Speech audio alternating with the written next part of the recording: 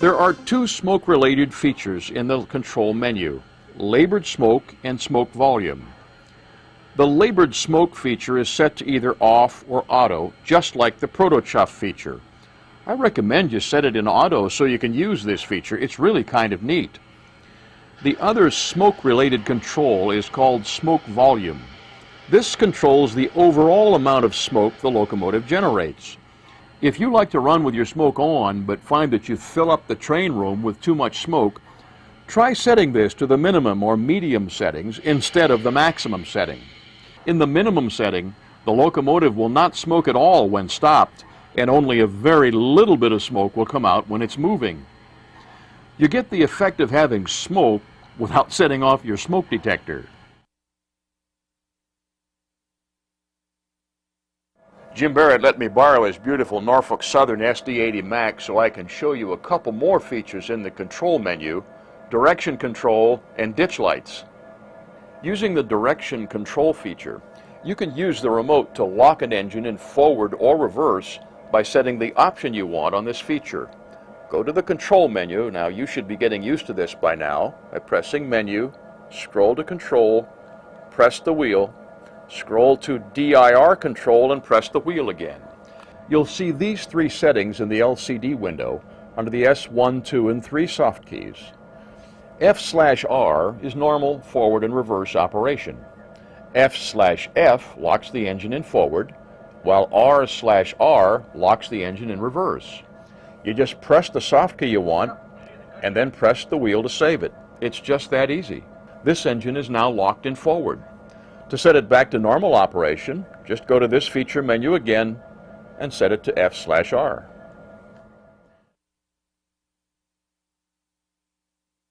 The ditch light feature obviously only works with diesel locomotives equipped with ditch lights. You have 4 choices for setting how the ditch lights work. We're still in the control menu. So scroll to the ditch light feature, and this is what you'll see on the soft keys. Off is pretty self-explanatory. The auto option for this feature is probably where you'll want to run your ditch lights. In the auto mode, the ditch lights are on all the time. When you blow the horn, they flash, just like a real locomotive does. A few moments after you stop blowing the horn, the flashing will stop and the ditch lights remain on. If you choose the on option, the ditch lights will remain on all the time and will not flash when you blow the horn. And if you choose the FLS option, the lights will flash all the time whether or not you're blowing the horn.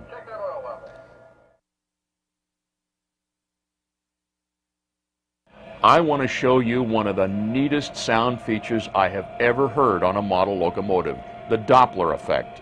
I know you've heard the Doppler effect many times, but perhaps didn't know what to call it. It is the change in volume and pitch of a sound made by a fast-moving object as it goes by you. A fast-moving train, a low-flying aircraft, or a car going by you are all examples of things that you may have heard that produce the Doppler effect.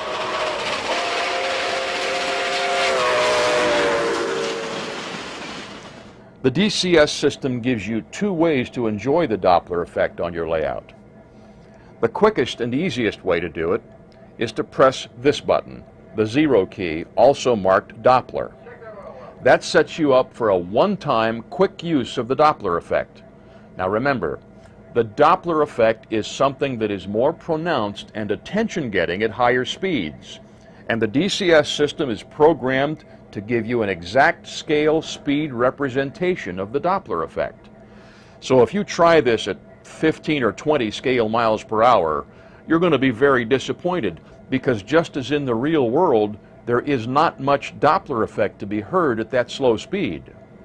The Doppler effect is a high-speed effect, and the faster you're going, the better it sounds. You really need to be going at least 50 scale miles per hour to appreciate this effect. 70 or 80 is even better if you've got the room for it. Here's what it sounds like at 60.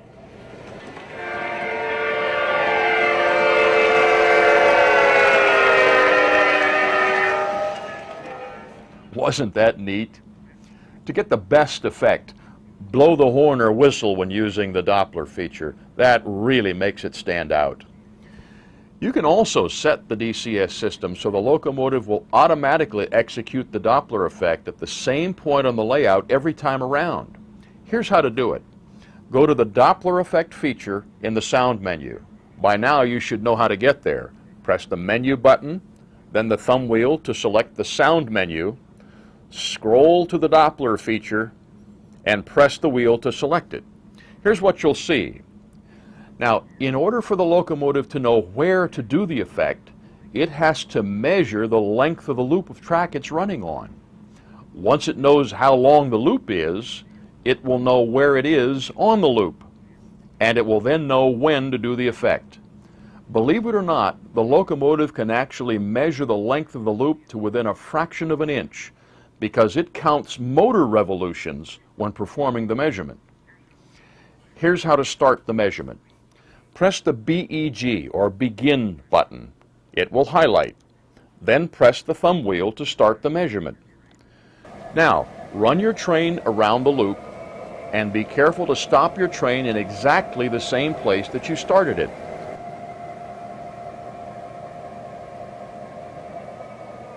After you stop the engine, press the End key and press the wheel again to save the ending spot. Your locomotive now knows how long your loop is. Now you can also do this with the engine running and just press the Begin and the End button as the engine passes the same spot. To activate the Doppler loop, simply press the On button. The display goes back to normal and you can run the train with a bracketed D to show you that the Doppler loop is activated.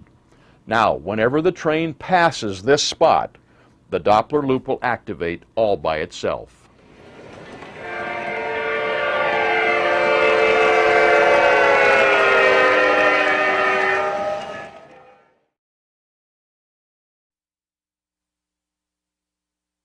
Every Proto Sound 2 locomotive comes equipped with a very special sound set called the passenger freight announcements.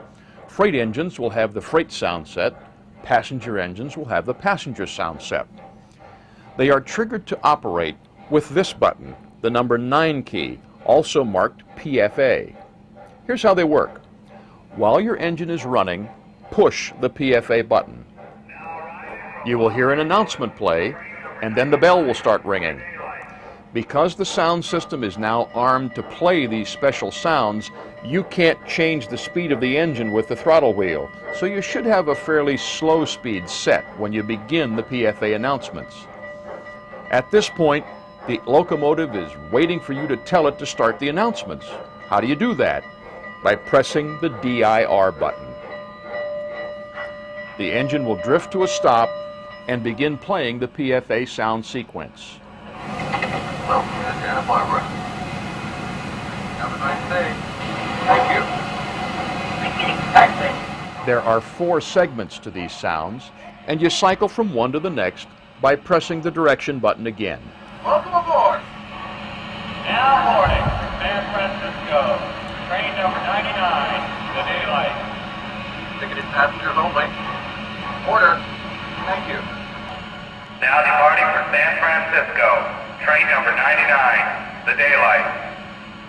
On the last segment, the sounds will complete, the bell will start ringing, and the engine will start moving all by itself. Step, please. All right, add the blower and force the fire. 280. Got plenty of steam.